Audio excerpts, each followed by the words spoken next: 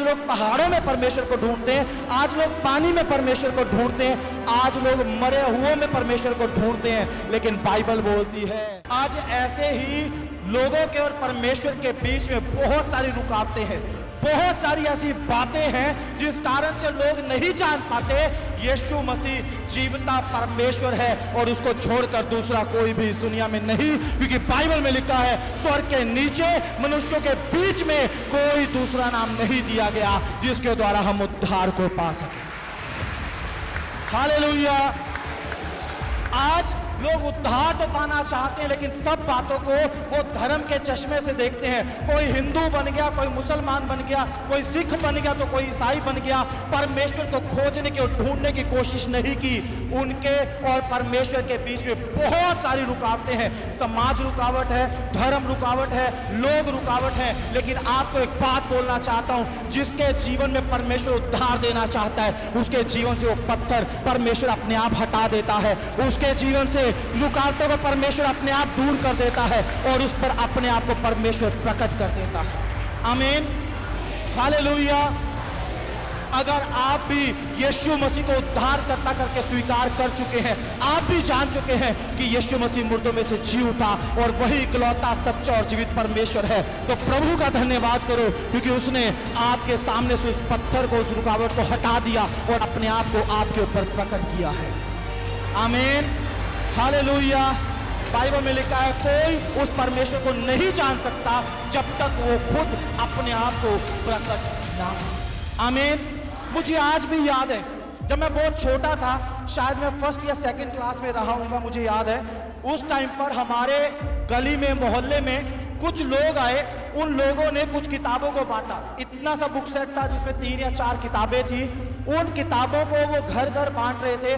मैंने उन किताबों को लिया। मुझे आज भी याद है, मुझे हिंदी थोड़ी थोड़ी पढ़नी आती थी, लेकिन मैंने उन सारी बुक्स को पढ़ा ये सोच के कि ये कोई स्टोरी है जिसको पढ़ना चाहिए। हालेलुया।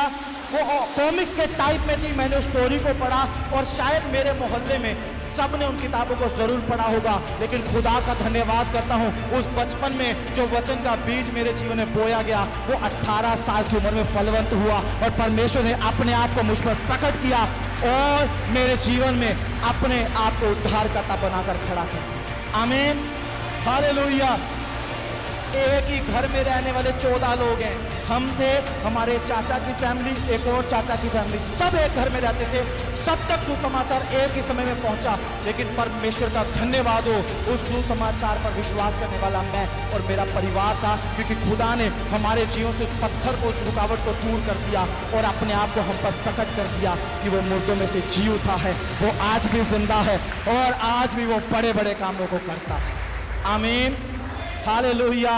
आज आप यीशु मसीह के पास आए हो, शायद आप पहली बार आए हो, शायद आप लगातार आते हो, शायद आप बहुत सालों से उस उद्धारकर्ता को जानते हो, शायद आप पहली बार आज उसके बारे में सुन रहे हो। लेकिन एक ही बात आपको बोलूंगा, चाहे आप सालों साल से जानते हो, चाहे आप पहली बार सुन रहे हो, आज परमेश्वर आपके जीवन से हर तरह की रुकावट को दूर करके अपने बड़े बड़े कामों को आपके जीवन में प्रकट करेगा। वो दिखाएगा, वो जिंदा है और वो आज भी काम करता है। जैसे 2022 साल पहले वो काम करता था, वो मुर्दों को जिंदा करता था, वो बीमारों को चंगा करता था, वो कोढ़ियों को पाक करता था, वो बड़े बड़े चमत्कारों को करता था। आज भी इस चर्च में वो यही दिखाएगा कि वो यहाँ मौजूद है और आज वो बड़े बड़े कामों को हमारे बीच में करने वाला है। आमीन, हालेलुया।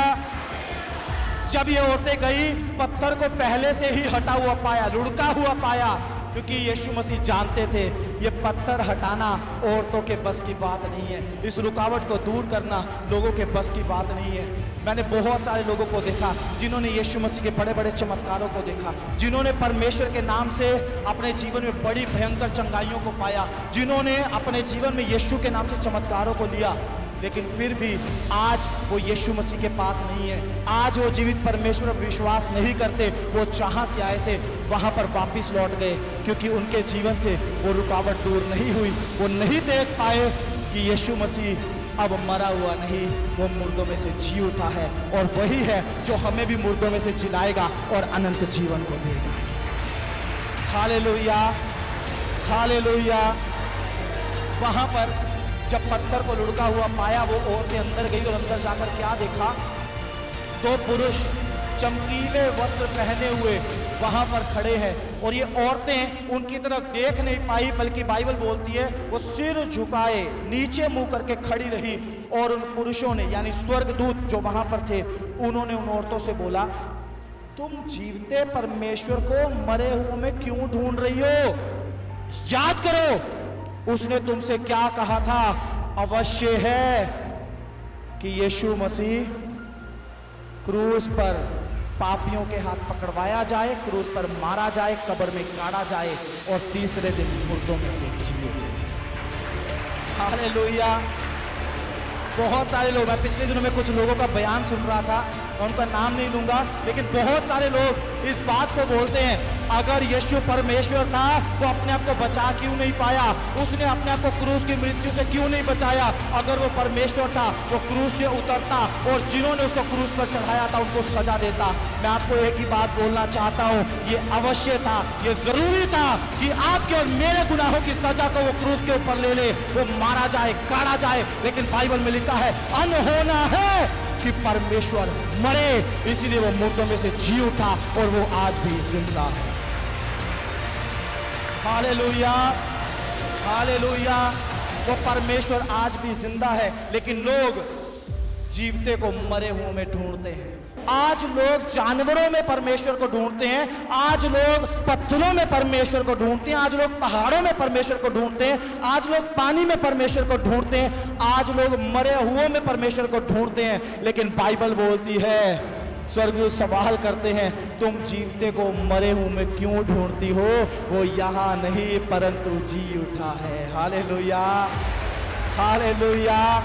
हमें परमेश्वर को ढूंढने के लिए, उसको खोजने के लिए मरे हुए में जाने की जरूरत नहीं है। हमें परमेश्वर को खोजने के लिए मनुष्य के पीछे चलने की जरूरत नहीं है। परमेश्वर को खोजने के लिए हमें जंगल में, पहाड़ों में जाने की जरूरत नहीं है। हमारा परमेश्वर तो जिंदा है, वो जीवित लोगों के बीच में रहता है। वो बोलता है, जहां 2 या 3 जन मेरे नाम से इकट्ठा होते हैं, वहां मैं उनके बीच में उपस्थित होता हूँ। हालेलुया।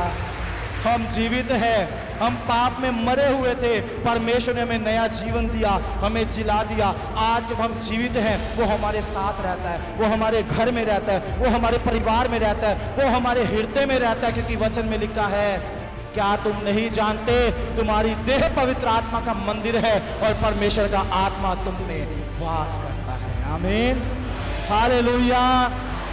आप घर में, परिवार में प्रार्थना कर रहे होंगे, वो आपके साथ होगा। आप चर्च में आए हैं, वो यहाँ आपके साथ है, और वो साथ है इसलिए ही वो बड़े बड़े कामों को करता है। आमीन। चाहे हम इस आंखों से उसको ना देख पाए, लेकिन हम उसके कामों से जान सकते हैं वो हमारे बीच में है, क्योंकि आज वो अपने जीवित होने का सबूत हमारे बीच में देने के लिए जा रहा है। Hallelujah, hallelujah. जो जिंदा है वो सुनता है, जो जिंदा है वो बोलता है, जो जिंदा है वो काम भी करता है। लेकिन मरे हुए को बोलो बोल, वो कभी नहीं बोलेगा। मरे हुए को आवाज मारो, वो कभी नहीं सुनेगा। उसको कोई काम बोलोगे, वो कभी नहीं करेगा। लेकिन हमारे परमेश्वर का धन्यवाद हो, वो जिंदा है। उसको बोलो, वो सुनता है। उसको बोलो, वो जवाब देता है। उससे प्रार्थना करो, वो काम करता है और वो दिखाता है, मैं मरा हुआ नहीं, मैं तीसरे दिन मुर्दों में से जी उठा हूँ, आज भी जिंदा हूँ, हमेशा तक जिंदा रहूंगा और तुम्हें संभाल कर रखूंगा। सभी भाई बहनों को जय मसीह की। अगर आप दिल्ली या दिल्ली के आसपास रहते हैं तो आप सब जरूर आएं लिविंग ग्रेस चर्च दिल्ली में। अधिक जानकारी के लिए दिए गए नंबर पर संपर्क करें।